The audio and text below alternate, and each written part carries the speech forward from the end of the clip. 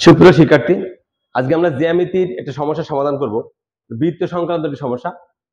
আমরা দেখছি ও কেন্দ্র বিশিষ্ট বৃত্তে সি বিন্দুতে এ বি স্পর্শক, অর্থাৎ সি বিন্দুতে এ বিটা স্পর্শ করেছে।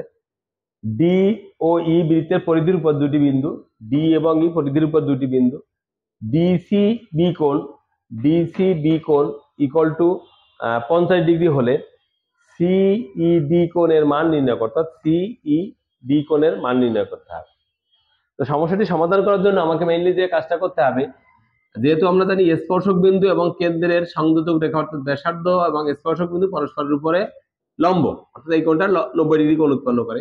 আমরা ওসি যোগ করলাম, অর্থাৎ ওসি রেখা এ বি রেখার উপর লম্ব হলো, এবং ওডিও যোগ করি। এখন আমি চিন্তা করি যে এই কোণ থেকে কিভাবে আমি এই কোণ পর্যন্ত যাব। তো একটা একটা করে চিন্তা করি। ফার্স্টে এই কোণের সাথে এই কোণটার একটা সম্পর্ক আছে, অর্থাৎ ওসিডিবি কোণ ইকুয়াল টু 90 ডিগ্রি। তার মানে এটা যদি 50 ডিগ্রি হয়, এটা 90 মাইনাস 50 ইকুয়াল টু 40 ডিগ্রি। তার মানে এই কোণটা হবে 40 ডিগ্রি। এই কোণটা 40 ডিগ্রি হলে এই কোণটাও 40 ডিগ্রি, যেহেতু সমদ্বিবাহু ত্রিভুজ, একই বৃত্তের সকল ব্যাসার্ধ সমান, তার মানে এই ব্যাসার্ধ আবার এই ব্যাসার্ধ সমান, তাহলে এটাও 40 ডিগ্রি, দুটো মিলে 80 ডিগ্রি। তার মানে এটা হলো 100 ডিগ্রি। তিনটে কোণের সমষ্টি 180 ডিগ্রি। তো সেক্ষেত্রে আমি সি ও ডি কোণ অর্থাৎ কেন্দ্রস্থ কোণ পেলাম 100 ডিগ্রি।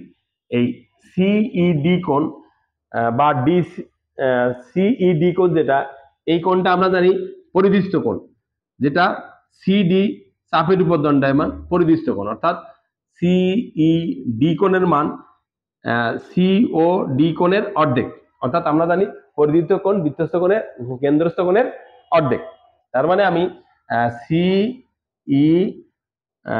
ডি কোণ সমান half into 100 degree equal to 50 degree. তার মানে এই কোণটা পাবো 50 ডিগ্রি। অর্থাৎ আমি বুঝতে পারলাম যে এখানে যে কোণটা উৎপন্ন হয়েছে একই পরিমাণ কোণ এখানেও উৎপন্ন হবে।